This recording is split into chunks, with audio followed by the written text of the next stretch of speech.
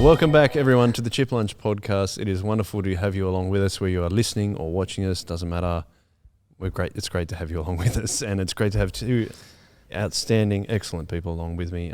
Jacob, you're joining us on the podcast today. I am. And Tim Bielhart's our children's pastor at Soul Revival Church. How are you? Oh, I'm doing very well. Thank you, Joel. McMaster. You sure? You didn't Yes. you didn't struggle to get that very well out, but you managed No, that's it. just the way my mouth works. Doing well, not speaking well. Yeah, that's right. That's right. Brain and mouth disconnect sometimes. Now, doing a slightly different Chip Lunch podcast today. If you have looked at the Soul Revival Church newsletter recently, we did quite a big piece, or a number of pieces on children's ministry, and that's why we've got you guys on today. Tim, you are a children's pastor here at Soul Revival Church, as I said. Jacob, you are our kids coordinator at Yarrawarra. Yes. Plus many other things, so that's why we have you on as well. But I thought before we start, and we always talk about stories on Chip Lunch, so we thought we'd start with you guys and your particular story in children's ministry. Who would like to go first? Tim, do you want to go first? I'm happy to go as first. the elder of the group. Thank you very much. Well, as the old man of the group, and also maybe why you got involved in children's ministry when you grew up. Yeah, that's good. So, I mean, I don't know how much of this story I told on the first episode of Chip Lunch that I was on. You can go back to this episode right here that Dave has... Put the pressure on Dave. Put the pressure on Dave to this one? episode. Yeah, that one. Not this one. No, that's a different one. That one. Okay. Yeah. So I grew up in a Christian home. We went to church regularly. First at Sylvania Anglican Church, and then mid-primary school moved to Guyamere Anglican Church. And at Guyamere, they had programs from preschool, creche, all the way through to year 8. And if you were in year 9 in high school and still sticking around Sunday morning like a bad smell, they didn't know what to do with you. So they put you into children's ministry and said, oh, you might as well hang out here, which I've said to a number of people is not the best recruitment strategy, because it actually meant that there were a number of people leading in children's ministry that weren't necessarily even Christians, but they just enjoyed hanging out with others on Sunday mornings. But what it did mean for me is that I got put into the preschool room with the beautiful Arnie Bev Crawshaw and Leslie Barden, who are both just absolute legends in children's ministry. And they trained me up to do children's ministry there. So I've been doing children's ministry since I was 15. And I'm now much older than that. But it's been a really great joy just to be part of that. So I did volunteer children's ministry for a number of years. Also, once I left high school, cycled back around into the youth ministry and led a bunch of boys from year 7 to year 12, took them on schoolies. And then during that time as well, we got to a place at our church where there was, we had a staff member move on, and rather than they employ a new full-time person for their full-time role, they decided to split that money into a number of trainee positions. And so a number of us, I think it was me and maybe Jai McMorty, Fee Francesconi, I think was there during that time as well, Matt Redmond. We all kind of ended up on a day or a day and a bit a week in different areas, youth ministry for the other guys and children's ministry for me. And we started being basically being paid for all the stuff we were already doing anyway, because we were all very engaged in the ministry. So I then was on staff at Guyamere for just over 7 years, and then took the opportunity to go and work at YouthWorks as a children's ministry advisor, so doing a lot of consultancy with other children's ministers, which I'm still doing now. That's now 10 years later. So this is my 10th year working for YouthWorks. And then the last 2 years have kind of added on to that, helping coordinate the children's ministry here with all the awesome coordinators like Jacob and Alana and others, Katie Crawshaw as well. So yeah, that's kind of my very brief history of children's ministry. Yeah, one question for you though, as personally, when you look back at your time now when you went through children's ministry, because you grew up in a Christian family, and as did Jacob, so I'd be keen to get your answer on this too, Jacob. When you look back at it, what is your personal reflection of your experience of children's ministry? What did you like about it and what didn't you like about it, and what was it helpful, was it effective? What do you reckon? Yeah, I've only got positive memories of children's ministry, both at Sylvania and at Guyamere. maybe I'm just not a very critical person. So I just, got some adults that pay you attention. You just go, yeah, okay, this is cool. But no, I think I can look back at both churches and see that there were adults who were intentionally engaged with me, wanted to know who I was, wanted to see me be a disciple of Jesus even as a young person. Didn't see children's ministry as something they had to do, but they were really stoked to do and to lead me in that. I was telling the story just before we jumped on about when I first arrived at Gymea. The very first person to greet me was Pete Crawshaw, who's Stu Crawshaw's dad, and he was the superintendent of the Sunday school. He was the one in charge, what we would call a coordinator now, I suppose. And he greeted me at the door with this massive smiling face. I didn't know anyone at this church. And as my parents walked me up, he's there and he just said, "Hey, how you going? My name's Mr. C. You know that because of the shape of my belly." And then we would go in and it was crazy and it was fun. And this amazing guy out the front would tell us two really important things every week. The first thing he'd tell us every week was the Sheffield Wednesday scores. And I can't remember, but it was mid-90s. I don't know if they were in the Premier League at that point. I think they were, yeah. Yeah, so he would tell us the Sheffield Wednesday scores, and he would tell us how awesome Jesus was and how great it was to be able to follow him as King and Saviour and friend. And so that was really evident. And so, that was really, really fond memories of children's ministry and the relationships that I had with peers and with leaders. And I'm guessing it had a real impact on you. Yeah. Yes, in the sense that I've gone through all of life just knowing who Jesus is. He was very real and evident in my home, in my school, in my church. And so, I know a number of other people's stories often reflect back and they see hypocrisy or they see boredom or they disengagement. I think by God's grace that wasn't evident. Probably not the case for everyone that went through and had the same experiences that I did in any of those spaces. But for me, it was all really positive and excellent. And I do look back fondly and have wanted to do that for others as well, which I guess is why I'm in ministry, is because I want other kids to know that they belong to Jesus, they belong to his family in the local church, and how good it is to be part of that community and how good it is to live life as disciples now, and to have that sure hope for the future. Yeah, that's really cool. Jacob, similar experiences in growing up in a Christian family, going to different various children's ministries? Similar in some ways, different in others. For as long as I can remember, I went to Caringbah Baptist Church.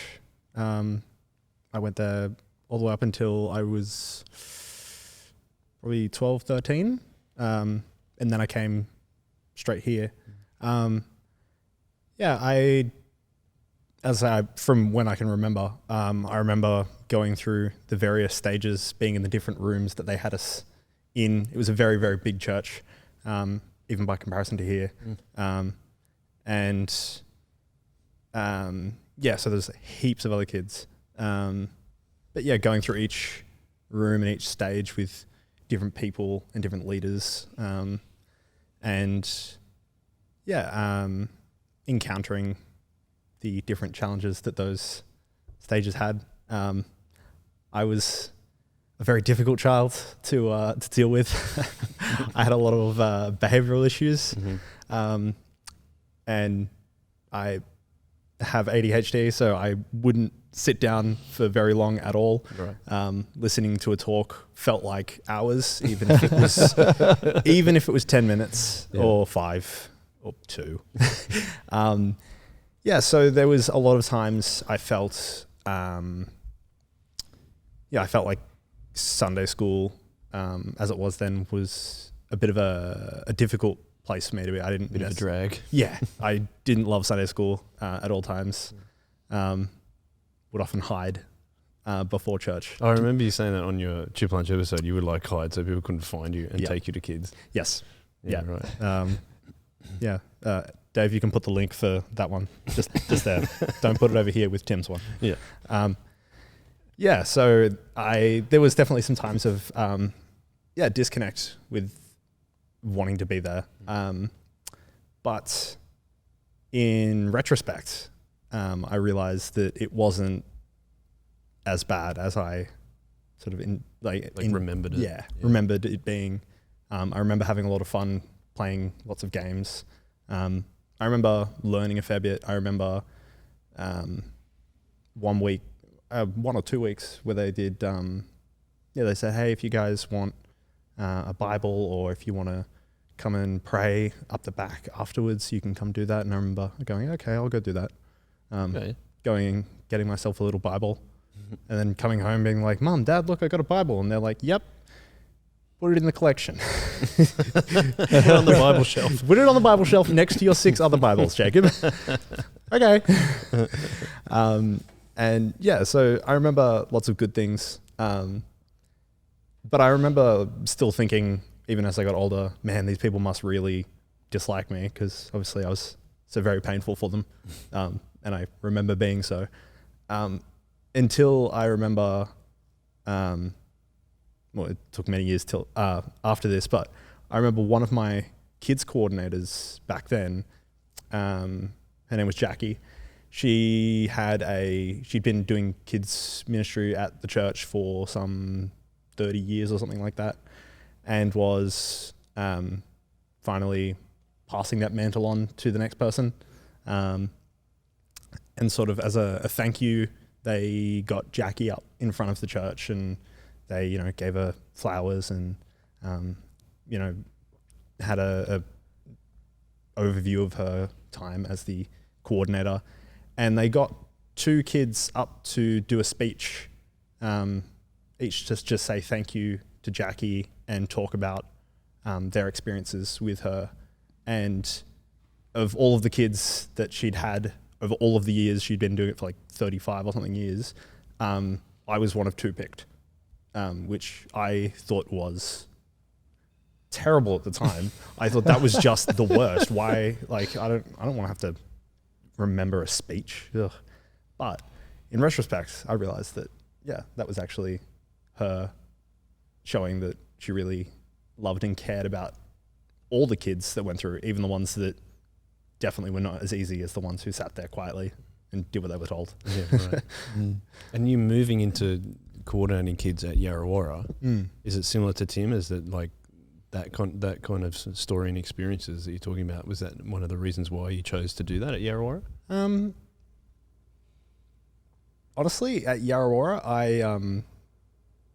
I fell into it backwards. To be fair, it feels like classic soul revival. It feels like that should be a really closely connected thing. I would say it's definitely part of why I enjoy it and part of why I'm passionate about it. But as far as why I got into it, everyone else stepped backwards and you were left standing at the front with a yeah. My girlfriend was like, "Oh, that sounds like a great thing to do," and I'm like, "Huh? What? Sure, babe, whatever." What? What's happening? And then she's like, yeah, I'm going to coordinate Yarrawarra kids. I'm like, oh, okay, cool. And she's like, yeah. So we're going to be there this Sunday. I'm like, oh, sick. And so that's how I started doing that. Right. How's it going anyway? It's great. Yeah. We've got a whole bunch of kids. Typically there's like 2 families that are there almost every week. And then we've got other kids who are coming more spread out, but it's growing and I'm loving. I didn't think I'd be very good at kids ministry. I thought I'd be much better suited, and I still occasionally think I'm better suited to youth ministry, but I still love how I'm being challenged to engage with kids who are, I didn't think I would be able to connect with, but I'm actually able to form, really close relationships with these kids that are heaps different to me. And it's really cool to see them grow in their understanding of God and their love for Him. So I'm really loving it. No, that's really cool to hear, man. Tim, it's probably worth when we were just figuring out what we were going to talk about on this episode, I said, like, just making a manifesto for how we do Soul Revival Kids. But I thought it was worth doing, and it's worth probably going in depth into how we actually see. You've said many times before, we see the children of church is of today, not just of tomorrow. Yeah. And I think that's really important. I really love that myself, especially having 3 kids myself as well. But is it worth looking back on perhaps the theological and biblical the ways that the Bible informs us how we actually do kids at Soul Revival? You've done heaps of work on that outside and inside of Soul Revival Church. Do you want to enlighten us there about where there's like some particular verses that you like to use in the Old Testament and the New Testament? Do you want to let us know about those? Yeah. So, I mean, as evangelicals, we want to be looking in the scriptures and saying, what do the scriptures have to say here? How do they inform our approach? And so, I mean, there's tons in there, but a couple of really key passages. One is Deuteronomy 6. And so this is Moses giving his last sermons as they've spent 40 years wandering in the wilderness because of their disobedience, leaving Egypt, about to enter the Promised Land, and now here they are on the doorstep of the Promised Land, and he's about to go and die, and he's going to pass on to Joshua to lead them in, but he's reminding them of all the things that has happened to them in the Exodus and through their wanderings and the law. And he's setting them up, saying, this is the type of people that you are to be as you go into the Promised Land. And one of the things that keeps popping up all the way through Deuteronomy is this idea that they are to be generationally faithful, and that God cares not just about their obedience, but their children's obedience and their children's children's obedience, and even beyond that to the generations not yet born. And so that language pops up again and again and again in Deuteronomy. And so Deuteronomy 6 is one of the kind of key ones here. And so Moses says, these are the commandments. He's just recited the 10 commandments and a number of the other important laws. It says, these are the commandments, decrees and laws that the Lord your God directed me to teach you and to observe in the land that you are crossing over the Jordan to possess, so that you and your children and their children after them may fear the Lord your God as long as you live, by keeping all these decrees and commands that I give you, and so that you may enjoy long life. So what I really like there is the fact that God has this passion for their grandkids that are not yet born. And so I find that really encouraging. Sometimes people talk about how, as humans, we're always looking for a bigger story to be a part of. And the fact that, Joel, God cares about your obedience as a disciple of Jesus because of your kids who are not yet born, and, your kids who you will probably not even meet this side of new creation. But God cares about your obedience now, and because of that, and I think it sounds really beautiful that does capture us in this big story, captures that imagination. But how are they to do that? So he talks about, hear, O Israel, the Lord your God, the Lord is one. Love the Lord your God with all your heart, with all your soul, with all your strength. These commandments that I give you today are to be upon your hearts. Impress them on your children. Talk about them when you sit at home, when you walk on the road, when you lie down, when you get up. Tie them as symbols on your hands, bind them on your forehead, write them on the door frames of your house and on your gates. And again, I could unpack this for hours and have in sermons and things, but 2 quick things. Firstly, he's talking to all of Israel, which I think is important, because when we talk about children's ministry as being something that the whole church is engaged in, here we've got all of Israel. And he's saying, you are all part of this. You're all caught up in this. He doesn't sort of just take the parents aside for a little parenting seminar on a Wednesday afternoon and say, all right, guys, this is just for you. It's like, no. As a whole faith community of the rescued people of Israel, you are all caught up in what it means to pass on to the next generation. So there is a big picture here, which I think is really significant. The other thing is just what we as Soul Revival, our language is low key and relational, but that what comes out in verse 7 and 8 is the low key relational way in which you pass on these things. So when you sit at home, when you walk along the road, when you lie down, when you get up, just always, all the time, you're just talking about these things. Yeah, it's an all of life thing. So, passing on the gospel to the next generation is not just, for half an hour on a Saturday afternoon or a Sunday morning or whenever we do kids ministry. It's all of life. And it's even if you are doing it at home, it's not just saying grace and maybe reading a Bible verse around the dinner table, as awesome as that is, but it's all the time. We were just joking this morning. I'm trying to remember what it was now. Zali asked some question and I answered, well, Jesus says, whatever it was, whatever the context was. And Roz called out from the other room, my wife, she just goes, it's always good to start the morning with a sermon. But it was just part of this. I hadn't intended to do this. Zali's in the middle of brushing her hair or tying her shoelaces or something, but it was just natural for us to have a conversation that related back to Jesus and how he wants us to live as his disciples. And that's the kind of thing he's talking about here. So that's really significant as I think about what does it mean to raise children as disciples of Jesus. That's really key. The other big one in the Old Testament is Psalm 78. And this is a really long psalm, but it starts by talking about my people hear my teaching, listens to the words of my mouth. I will open my mouth with a parable. I will utter hidden things from of old. And then skipping down to verse 5, he decreed statutes, that's commands, laws for Jacob.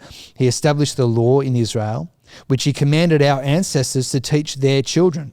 And so the next generation would know them, even the children yet to be born, so that they will tell their children. So you can see there's some of the same themes as Deuteronomy 6. He's got this multiple generation, and this has been written by Asaph, who is multiple generations. I don't know how many generations between Deuteronomy and Asaph, but there's a big gap here. If you know your Old Testament, there's all ups and downs in the faithfulness of Israel, etc. But again, you've got this constant reminder, keep making sure that your children know about Jesus or the great rescue that God has done. And that's what the rest of the psalm goes on. It talks about the great rescues of the Bible so far, particularly coming out of Egypt, so that you will keep passing it on, and they pass it on, and they pass it on. So there's this multiple generational thing, which highlights the importance of having really excellent ministry to children, our own children in our families, the children in our community, and to the children who are living in our wider local communities that don't yet know Jesus, helping them to know who this God is that has loved them, made them, and died on the cross and risen again so that they could be part of his kingdom. So just that's a really beautiful part of the Old Testament. So they're the two key ones that I go to in the Old Testament, but it is threaded right throughout. I'll stop sermonising for a second, see if you guys have any thoughts or questions. Well, you're just talking about it's important, these verses that you've talked about shows how important it is to have excellent children's ministry. That was something you said. What's the danger in not having excellent children's ministry, do you think? Yeah, there's... maybe not a danger, a shadow or a warning sign. Yeah, well, I mean, if Proverbs 22 talks about if you train up a child in the way they will go, then when they grow old, they will not depart from it. It's a slight paraphrase, but that's the guts of it. And there's the famous church history figure whose name is escaping me right now, but it talks about how, give me a child until 7 and, I've set them up for the rest of my life kind of thing. I think it's a Jesuit minister or something.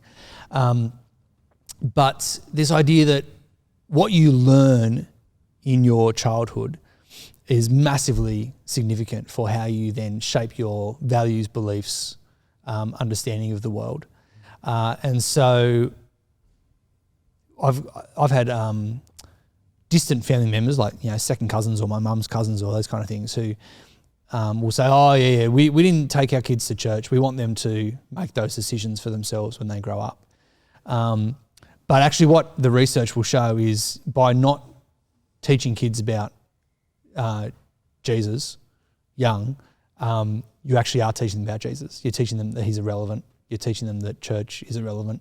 And it's not that it's impossible to become a Christian when you're an adult, but statistically significant that the majority of people who become Christians do so in their childhood or adolescence.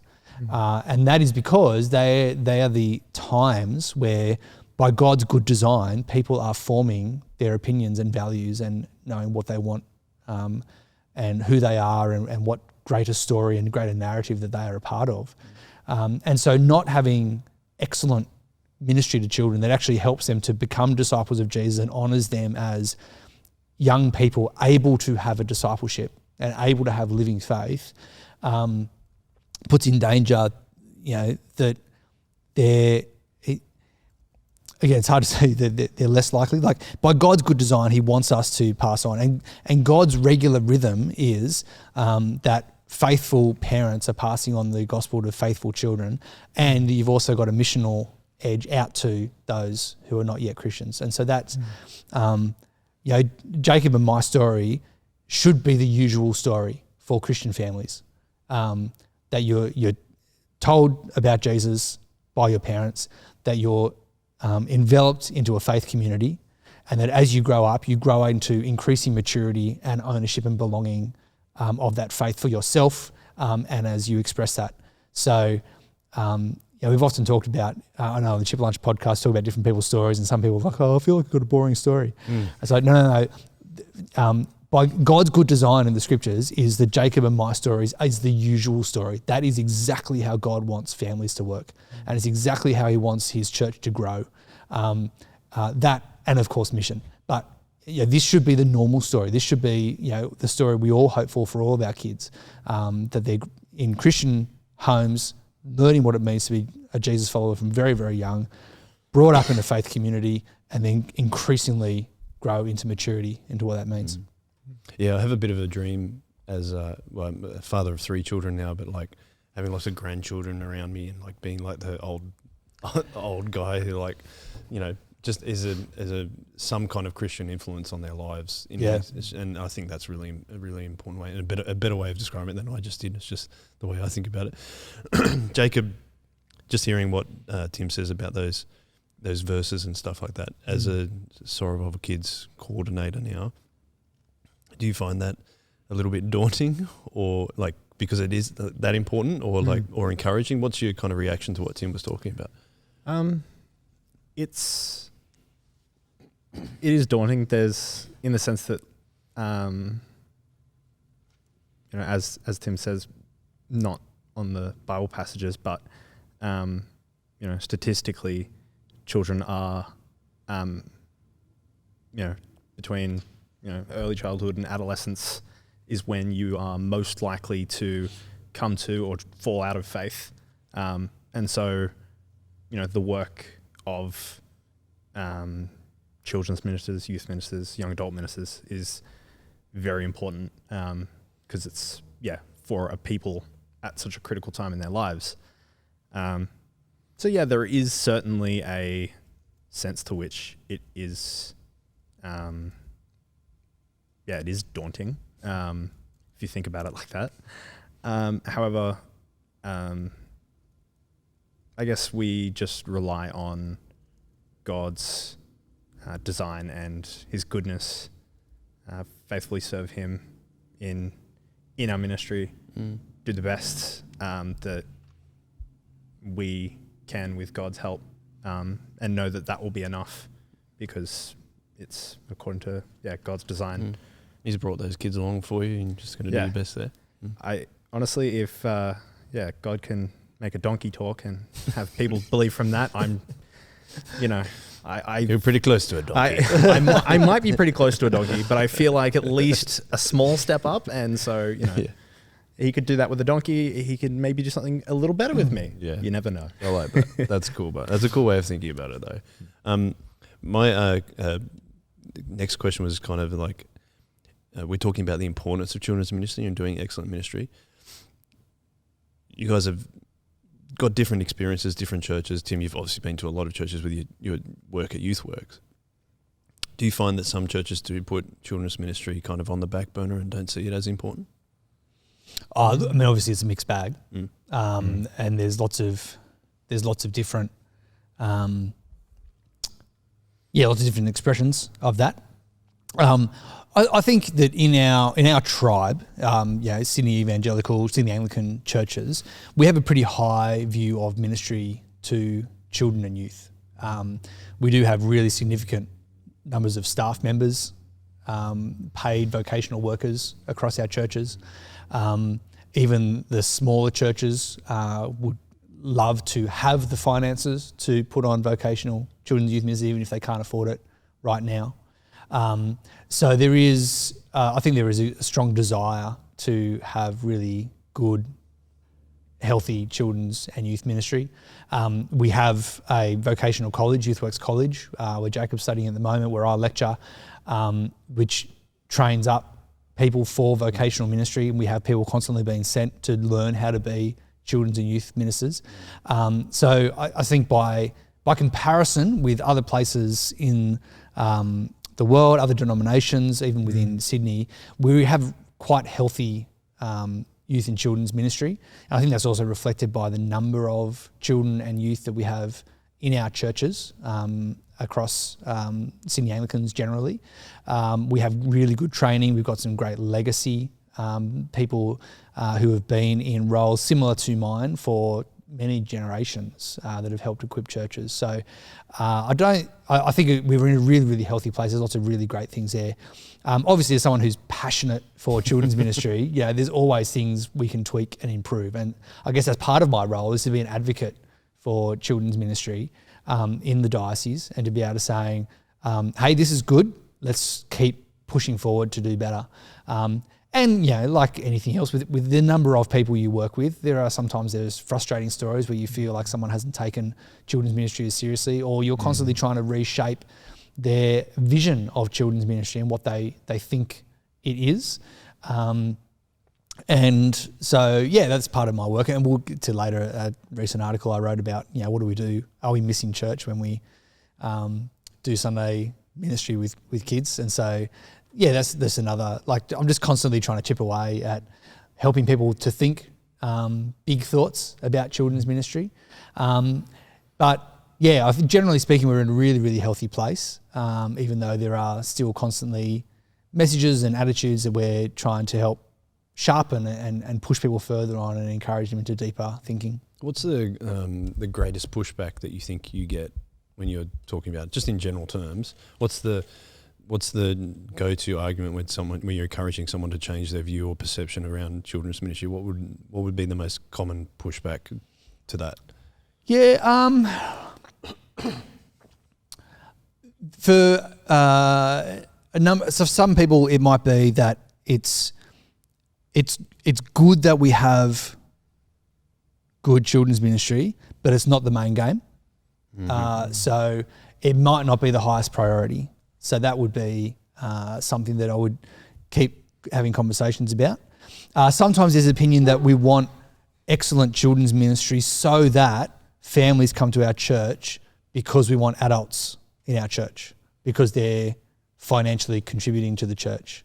And so that, I think, kind of gets the cart before the horse kind of thing that, and I got told this a number of years ago by someone. It's like, I'm really thankful for the ministry you're doing, Tim, because families and adults want to come to our church because there's good children's ministry. And I'm like, and I don't think I had the language at that point to express why that made me feel a bit uneasy, but it made me feel... You probably had some kind of language in your head, but... I wasn't a bit good out loud. Well, maybe. I was thought, there's something not quite right about that. I can't quite... So. How do I articulate that? And how would I articulate that now, many, many years later, is to say, because children are not... It's not a utilitarian ministry. Like we don't do good children's ministry so that adults come to our church. Yeah. We do good children's ministry because children are genuinely disciples of Jesus, or can be genuinely disciples of Jesus. They can have genuine faith. And I want to see them be the best possible disciple of Jesus that they can be, and help them walk through what it means to be an 8-year-old who is going through the COVID lockdowns, or going through the heights of having really excellent friendships, or the downside of being bullied at school. And I want them to be someone who knows how to live as a disciple of Jesus in all of those moments. So I want excellent children's ministry for that. Now, we do know that parents will choose a church based on children's ministry. So this is a thing that we know from research. And even if parents don't like the church for themselves, they'll often put up with not liking a church if they think their children are enjoying their children's ministry. Because, and it's kind of typical thing with adults and parents is kind of like we put aside some of our own preferences for the sake of our children. Yeah. And so I think that excellent children's ministry does have a flow-on effect that we do often see parents and families and others engaging well with the church. But the way it was expressed to me at that moment was, no, it's good to have this because our primary objective is getting adults in church, and this is an attractional thing to get good adults in church. And yeah, my uncomfortableness at the time, which I now have language to express, is no, you've got that backwards. I want excellent children's ministry because I want to see excellent disciples of Jesus who are 6, 7, 8, 9, 10, 11, 12 years old. Yeah, and who also turn into adults later. Well, of course they do, but that's not the point. Like, yeah, no, it's not. But I mean, it is, but it's like I have a long-term vision for them. Yeah. And the Bible has a vision for their great-grandkids that they'll never meet. Yeah. So yes, I mean, we are thinking generationally, but we don't often. Yeah, that's one of those pushbacks that I might get, or sometimes feel is being expressed, is that it's not real ministry. The other one, and I think I talked about this in a sermon a couple of weeks back, is children's ministry sometimes talked about as seed ministry, like you're planting seeds. And the insinuation is often that you plant seeds now because much later you get to see the plant. And again, there's a little bit of me like, I get that. Like, child faith is different to teenage faith and adult faith. And it is true by God's good design that adolescents, particularly sort of year 7, 8, 9, just because of what's happening psychosocially for them in their identity of self, are having those moments where they realise I need to take this on for myself. And so you do, even from kids from Christian homes, will have significant moments and conversations in those years, 7, 8, 9, 10 years, where they will take on the faith for themselves. And sometimes we'll use the language of becoming Christians. And I'm not too fussed about that. But I also think that kind of language also betrays the fact that sometimes we don't think of children as genuine disciples. We think of them as this seed planting ministry, and isn't it great that one day they'll become Christians? And it's like, no, I actually don't believe that to be the case. Actually, again, they are Christians. They do have faith. They do have saving faith. We grow up and have an increasing understanding of what that means and an increasing commitment that I'm going to continue to take that on for myself. Yeah. Well, and you also spoke just then about generationally, and also in the Bible verses that we talked about before. And intergenerational ministry is something that's really important to us here at Soul Revival, and a way we like to express church. I was going to ask you, Jacob, whether it's been when you were growing up through children's ministry, or in your experience with leading children's ministry, has there been a time where you think that you've either listened to the kids or felt listened to? Because that's what we were also talking about, is they have a chance to speak up to us and we learn from them. That's something that we try to express here at Soul Revival. So I was just wondering, you got any examples of when that's actually happened for you, either leading or being, you were asked to do a speech about the children's ministry, the person that worked in children's ministry for a long time, for example. Yeah. That was certainly a moment where I was being listened to in front of, the entire church, which was a lot as however old I was, probably 9 or something. But the one that stood out to me as you're asking the question actually occurred really recently. I've been sort of doing ministry with youth age kids for a fair while. Let me think. I got to the church here in 2013, and then I started with year 5 and 6 in 2014. So 2015, 2016 is when I would have started youth ministry. So I've been doing youth ministry, and I've been doing youth talks for a fair while. But starting kids ministry, I didn't have any idea, and still don't have a great idea of what to do with kids talks. Okay. And I had a chat with a couple of the kids after one of the talks, one of the talk times during the chill session, about what they did and didn't like, because I tried a couple different methods of doing a kids talk, and which ones they did and didn't like, and what they do and don't like about the talk time, and yeah, got some very helpful feedback from young girl named Penny, young girl named Dulcie. Two sisters. Yeah, two sisters. Just gang up on you. Yes, they did. But I asked for that, so that's kind of fair. But yeah, they're like in year 4 and kindergarten, and like they were able to express how they felt, and I was able to ask, what did you remember from each of them, and they got more out of some of the talks than others, and so I was able to actually use that to change how I think about faithfully presenting God's word to them. I think that was just something really helpful and massively helped with my skill set. Yeah. Even though it was being taught to me by a young girl in kindergarten. Yeah.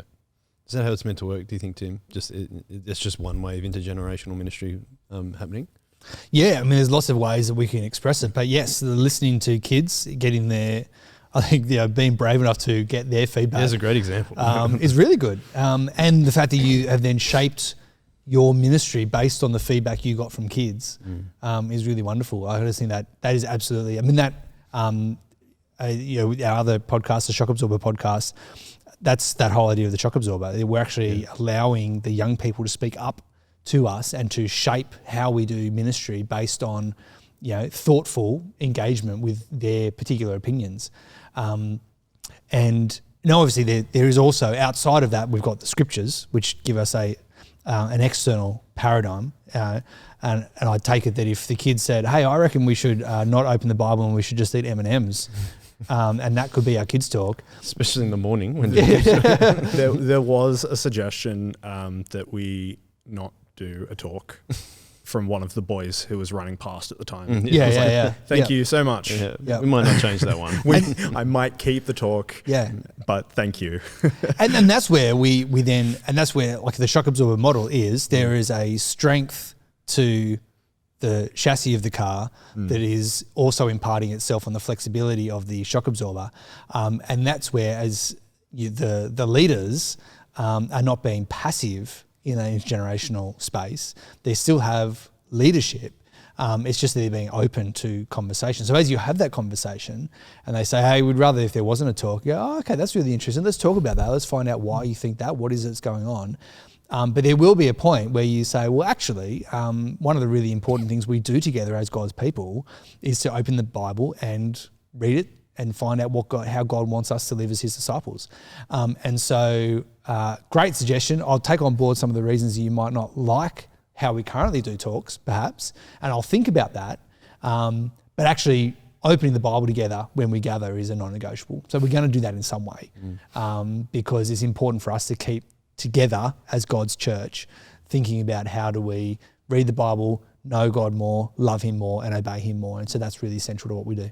What else are examples of kind of intergenerational ministry in regards to children playing out? I remember there was a story, we did season 3 of the Shock Absorber we did on intergenerational ministry, and you shared that story of one of the boys at, I think it was a boy, leave that. I hope I've got that right. But they said that they went to their teacher and said that one of their friends was pregnant, and the teacher became really worried. Do you want to just tell that story? Yeah, it's a number of years ago, and all of these people are still at our church. I won't name and shame any of them, but someone who is now much older was at the time in primary school, and heard that their leader was expecting a baby, and was really excited for them. Went to school and said, "Oh, my friend is expecting a baby." And yes, the the primary school teacher had no context for this, which we'll all know when you talk to primary school kids, often they'll give us information without context.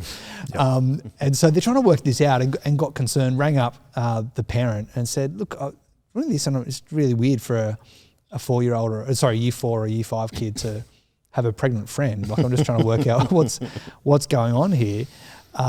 And the parent was able to say, oh yeah, their friend is this person in their mid-30s who is their kids' church leader.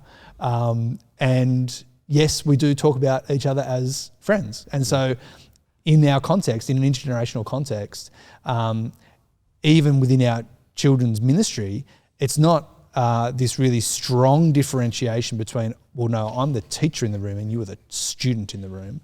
It's like, no, we're friends together. And when it comes to living the Christian life, there are more experienced friends than others. There are people who have read the Bible more, have more life experience, have more mature understandings, and so they bring all of that with them. And the children bring a whole lot of things with them as well, which we can talk about in a bit, like Jesus talks about the importance of listening to children. But when we come into that space, we are friends. Like, genuinely, I think of the 6-year-olds as my friends. And so I treat them as I would my friends. Like, I have similar conversations to the children in our church, even the really young ones, than I would with you guys. Like, when we see each other at church, hey, how was your week? Tell me about it. What went on? What excited you? What made you sad? And then genuinely listening to them. Just like I would genuinely listen to either of you guys if we had dinner together. If I'm sitting at the breakfast table and there's an 8-year-old opposite me, I'm genuinely engaging with them. Like, so in that sense, there's a leveling of it, of the relationships, so that we are genuinely friends. And so I think that's part of that intergenerational space, is that when I have a conversation with an 8-year-old, when I have a conversation with a 28-year-old, and when I have a conversation with an 80-year-old, they're very similar, and I come to them with a very similar attitude in terms of, these are my peers, and these are my brothers and sisters in Christ. Yeah, all made in the image of God. That's right. Yeah. And what about, can you clarify, just if people are listening to this and they're aware of what we do at Soul Revival Church, is that at 5 o'clock, I should say at the Saturday night service, for example, it works differently in all our different gatherings, but at 5 o'clock in the afternoon, the children go on to a teaching time. At 5:30 p.m. there's what we call kids chill while the rest of the gathering is on. Yep. Some people might be hearing us and then saying, well, why do they go to a different area? Is that maybe a little bit at odds with what we're talking about all doing it all together? I'd just be interested in what your response would be to that, because we still do have the kids in the main gathering sometimes for particular things. But there's also is there a developmental argument if that's why they go? So perhaps the sermon isn't probably at their age appropriate level, so that's why we have the teaching time separate. Yes, there's a few different things going on there. So most of the churches that I talk to, when we start having this conversation about intergenerationality and what it means to have sort of an all age, all stage expression, the default is to think, okay, we'll have the kids in the main gathering for some of that time. And it might be singing songs together, it might be doing a kids spot, it might be doing prayers together, those kinds of things. And so that is a common way of expressing some sort of intergenerationality. And I'm all for that. If churches do that, I'll encourage them to do that to the best of their abilities and to have really effective all age, all stage expressions in those moments. At our church, we have not chosen to do that. We have sort of flipped it a little bit in that we do have the kids in their own programs. And during that time, as you said, Joel, each of our gatherings are a little bit different to each other in how they express this, but all of them have two main components. One is there's a teaching time where you're actually opening the Bible and you're reading, you're praying, you maybe do some singing, and so you have time where you're praising God, praying to God, listening to God's word together. So that's really key, and we have particular people who their role description is that they're children's teaching team. And that's really significant because, as I said before, we always want to be doing that in all of our gatherings. So the kids are meeting around the Word of God. The other bit, which is equally important for us as a church, is what we call chill time. And again, it's expressed a little bit different in each of our gatherings, but it's really, really important. This is completely non-programmed relational hangout time. And it's really purposeful. If you came and visited, you might look at it and look like it was accidental or because we were twiddling our thumbs, not sure what to do with our kids. But it's super, super intentional that we actually have time where we're just relating to each other as friends. And what we have at all of our services, all of our gatherings, is teenagers and adults from that gathering who we equip to be chill leaders. And what that means is you're different to a teaching leader. You're not responsible for opening the Bible and communicating it to kids and leading them in prayer and praise. That's not their role. Their role is to be a friend of kids. And that's it. Which is in one way really, really simple. Because all you have to do, and the other thing we do in that time is we let the kids lead what they want to do. So we say, hey, what do you guys want to do? We want to go play soccer. Okay, cool. Let's go play soccer. I've made a lot of train tracks. You've made a lot of train tracks, yeah. I've also made a lot of train tracks. Yeah. Very popular. I want to say a big thank you to Ruben and his kids for those train tracks. Yes, they do. Yeah, they love the train really tracks. love. You can tell their dad's an engineer. Yeah, they do. So, the kids are helping lead that time because they get a bit of autonomy and leadership over that. But the friendship part is really, really important. Yeah. And because what we're doing there is we're actually inviting adults from our church into the children's space. So the other way of doing it, as I said, is you get the kids into the main gathering for a bit. And there's a certain sense where the kids are being the guests in the adult space, and you accommodate for them and you try and do the best you can to help them feel included, and it's a space for them as much as for the adults. But largely the kids are the guests because they're the ones that then leave while the adults stick around. What we're doing with Chill and with our kids program is we're saying the kids have this space and we're inviting adults in to be the guests. So the kids have an ownership. They're almost the hosts of these rooms.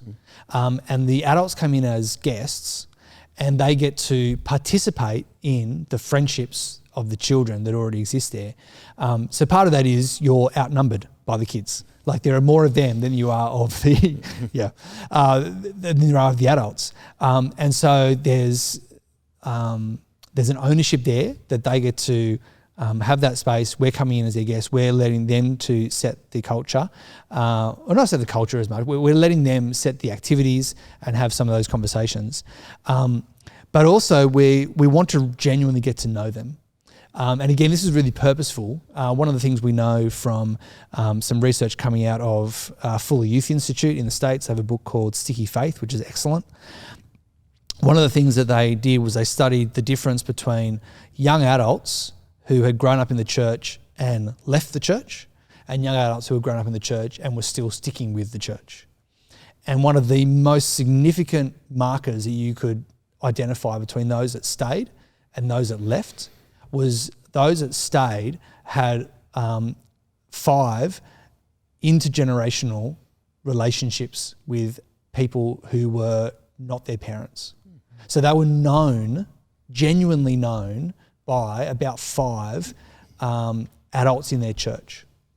And so what we're trying to build in our chill time is the ability for our kids to look around the church and see, actually, there's tons of people here who know me.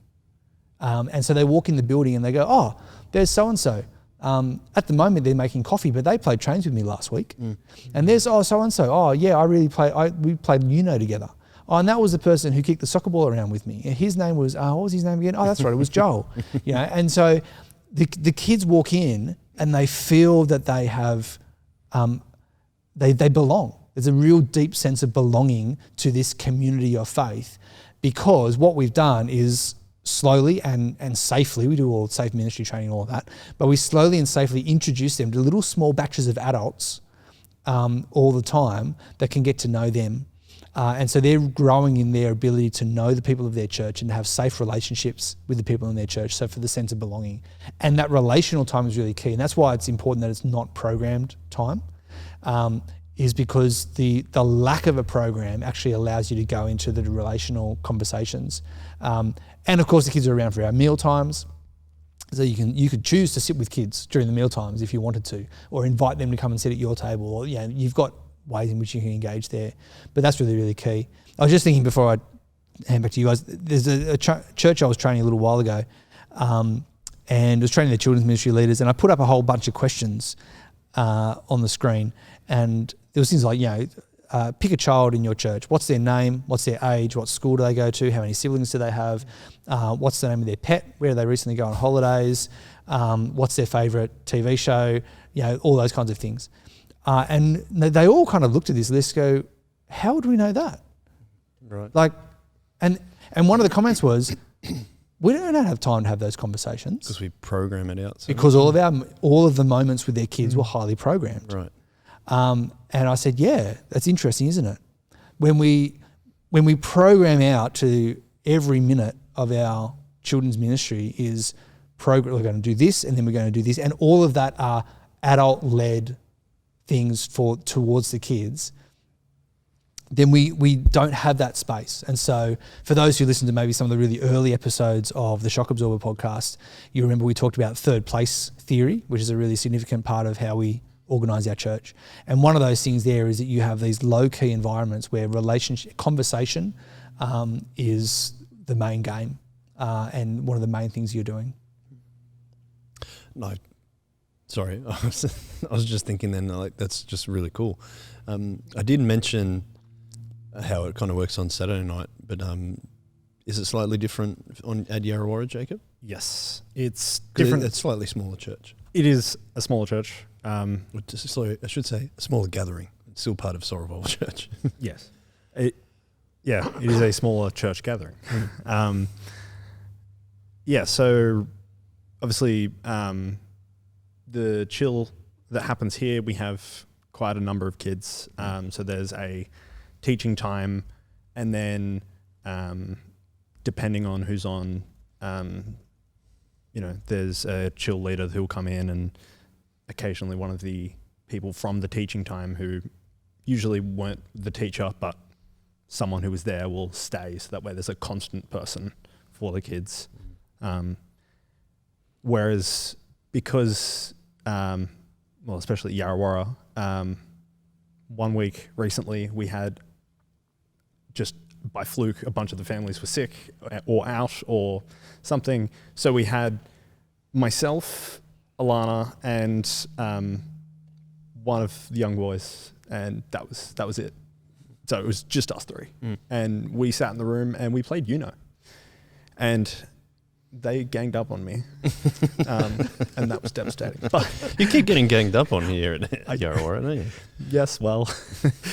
Anyway, so it fluctuates, because then on another week, we have like a whole bunch of families. We've got quite a few families where kids come between houses on like alternating weeks. Yep. And so we can get like 1 week where there's, 4 kids, and the next week we'll have 2 from this family, 2 from there, 1 from here, 3 friends from over there, and all of a sudden it's Alana and I standing in a room of a whole bunch of kids, and we're like, oh dear, we only have one set of Uno. So I guess we don't change between the teaching leaders and chill members, because there's just the 2 of us. That's one thing we've kept constant thus far, although we're looking to we are looking to get some... Build up the team. Yeah, build up a team and get the other members of the church, because we do believe that actually it's not just about having someone who's willing to go and babysit. It's actually about, these are members of your church just as much as any other adult who rocks up and pays for coffee and breakfast at Yarrawarra. So, why wouldn't you go and talk to them you do for every other adult. So we believe like we're trying to get some people to come and join the team. If someone was feeling like called to be part of the team but they're a little bit hesitant, what would you say to encourage them? Do it. I would say come and talk to one of the pastors, talk to Tim. If someone specifically at Yarrawara, come talk to me, come talk to Alana. I go to YouthWorks. I'm very passionate about youth and children's ministry. Feel free to come talk to me and I'll talk your ear off until you... I'll talk you into it. I'll talk you into it, or at least keep talking until you tell me to shut up and that you'll join. But is it, like, Tim, is it you said you've written an article around are you missing church when you're doing children's ministry? Do you think that's something that's holding some people back from getting involved in Kids Chill, or is it just more of a not sure what Kids Chill means? Oh, well, I mean, I think there might be a number of reasons going on, but one of the things, and this is not just at our church, but the article that I've written, we'll put a link in the show notes, but it came out of a conversation that I had with a children's minister a number of weeks back now. We had a long coffee together, and one of the questions he was asking, because he runs even the teaching team runs off a bit of a roster system, so you do a couple of weeks on, number of weeks off. And he was just trying to work out what the balance was, given that all of his team were on some sort of roster. They were all kind of parents or other adults. He didn't have a consistent group of leaders to do the teaching. He was trying to work out how regularly can I roster someone onto children's ministry. And we talked about that for a while, but what I realised as the conversation went on was that wasn't really the question. The question was, how many weeks is it okay to ask someone to miss church in order to be in children's ministry? And when we diagnosed that was actually the question he was asking and the question that people were thinking about when they are asked to be on the rostering team, and it'll be the same for our church, for Chill. If you're asked to be on Chill, I think the automatic thought is, so I have to miss church once a term, once a month, once a whatever it is, in order to hang out with the kids. And that sparked my imagination, because all of a sudden I'm thinking, are you missing church when you do children's ministry, whether it be a Chill capacity or whether there's another church you're on a rostering system? And again, kind of like my conversation a number of years ago, there was something that in the immediate moment I thought, I don't know if I'm comfortable with that, but I don't know why. I've got to think a bit more about that. And as I thought about it more, and we talked about it in this long conversation that we had, was, actually it depends what you think church is. Yeah. And it depends what you think children's ministry is. And the children's ministry part, I think, is one of the most significant, because what do we think is going on with children's ministry? And this probably pulls out some of those hidden assumptions that you talked about earlier, Joel, that what do people think is going on with children's ministry? Might be there's some pushback. Sort of a real crass version might be you just think children's ministry is babysitting, in which case if you're having to miss church in order to roster and babysit the kids, well, that can be a bit frustrating. And so that would be a legitimate concern. I don't think I can ask someone to miss church, the gathering of God's people to meet around his word, to pray and to praise and to listen to the scriptures together in order to babysit kids. I'm really uncomfortable with asking someone to do that, because I don't think that is a good use of their time as a church together. That's Mary and Martha all over. Yes. Well, yeah, that's right. Yeah, you're asking them to wait on tables while they should be sitting at the feet of Jesus. And you're just like, I don't know. That makes me really uncomfortable. There might be some people who have that opinion and definitely would like to have a good chat with them and have a good cup of coffee and sort of help break down that thought. But then there's another thought which is honourable, but still a little bit misguided, which is why I kind of wrote this article. And that is that when we go into children's ministry and we spend time in Chill or on the roster, that this is a ministry to children, rather than an opportunity to minister and to gather with children. And I think that makes a significant difference. So there's one author or one bunch of authors who write a book called Children Matter. And one of the things they talk about I think it's the first chapter of that book, is your metaphor shapes your ministry. So what metaphor are you coming with when you do children's ministry? And one metaphor, which is very prevalent, I think, in our circles, is you have this schooling metaphor. And of course, we actually have the connection with Sunday school, like that, very intentional connection to a schooling kind of model. And there's a whole history behind that with Robert Rakes and the really early Sunday school, which is an excellent, really excellent ministry. And it feeds into what we talked about last season at the Shock Absorber about evangelicalism and all of that. But when we come with a schooling metaphor, what we think the purpose of children's ministry is to teach children. And there's a whole lot of things we could talk about there. But from the question I was wondering with this guy as we were chatting was, what does that say about the adults in the room?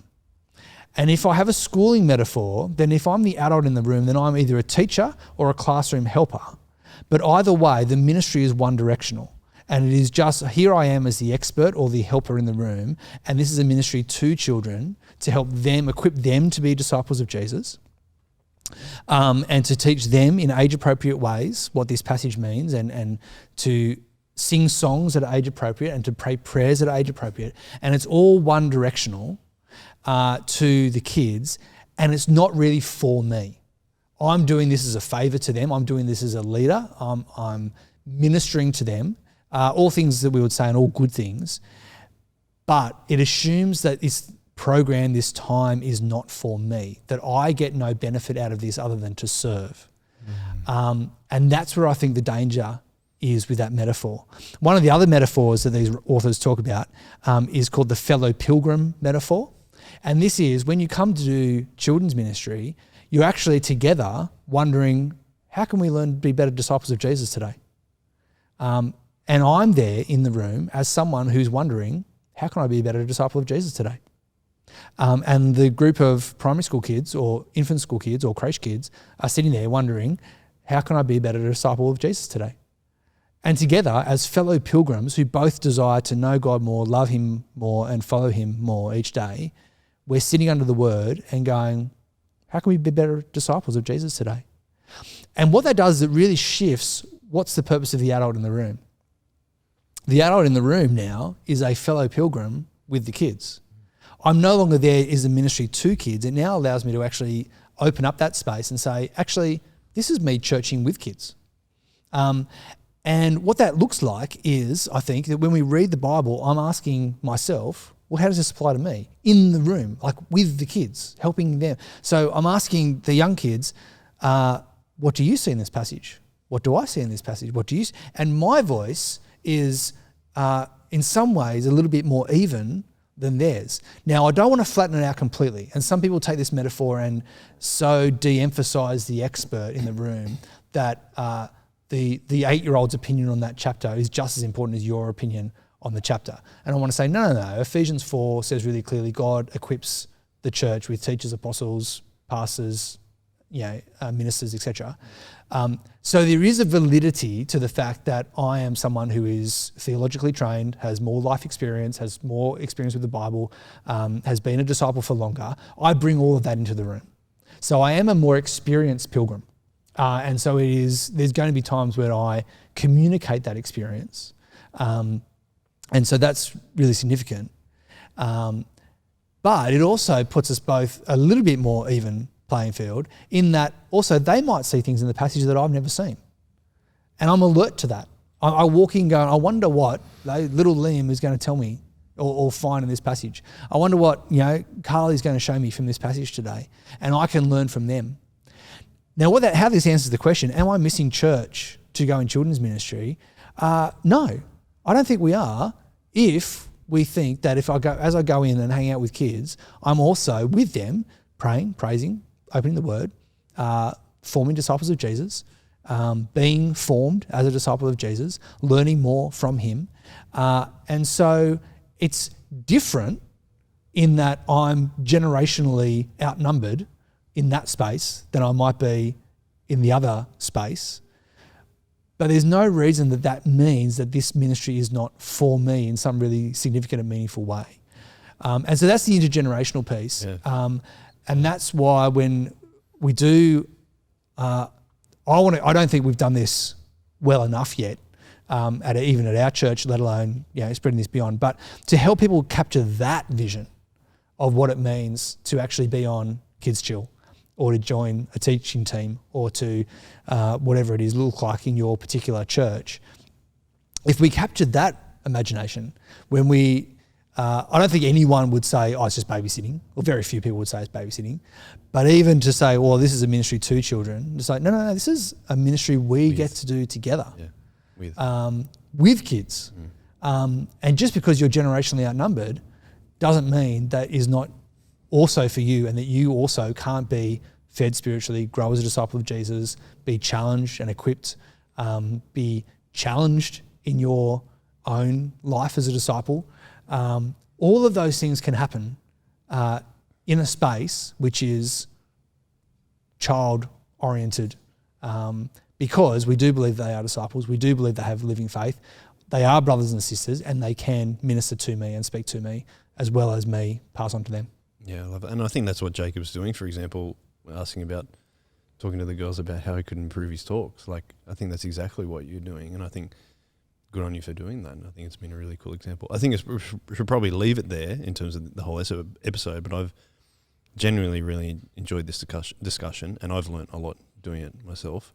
But I suppose as a parent, I just want to thank you guys for serving my children and also other children at this church, because I think it's having a real impact on their lives, and I think it's really important. I mean, Week Away was a perfect example of that, of how, which we just finished, but how I barely saw my children because they were too busy spending time with the other kids, but also that was preceded by a really strong teaching time, doing exactly what you're saying, Tim, and then also hanging out, building relationship with them. And now Remy, my youngest daughter, she's just about to turn 2. And because she was born during COVID, she sometimes gets a bit overwhelmed with large groups and stuff like that. She now doesn't want to leave church. And she's like, church, when you're leaving and stuff like that, which it built up over Week Away. And then now she started to stay in the kids' time and all those kind of things. So it's just lovely. I think it's lovely how if we have that vision and that we're doing ministry with children, not just for them or at them, I think it has a huge impact, as we've said already, on their faith journey. And I think it's a really, really important way to look at it. So thank you for continuing to enlighten me, and I hope people who are listening really enlightened by it as well. If you are interested in kids ministry, children's ministry, not doing anything at the moment, come and talk to Tim, myself, Jacob, any of the pastors. We'd really be keen to get you on the team and to serve with everyone else who is working on that. If if you are at Soul Revival Church. If you're not from Soul Revival Church, get in touch via our website, and we'll surely Tim would love to talk to you more about that, because he is very well trained in talking about those things. That reminds me, there is an open day for YouthWorks College that I may as well plug while I'm here. Fantastic. Plug away. My principal told me I should. Okay. Not for the podcast, just that I should plug it to people. Yeah. But yeah, there is an open day for YouthWorks College if you want to come and learn some more theological concepts and some reasons for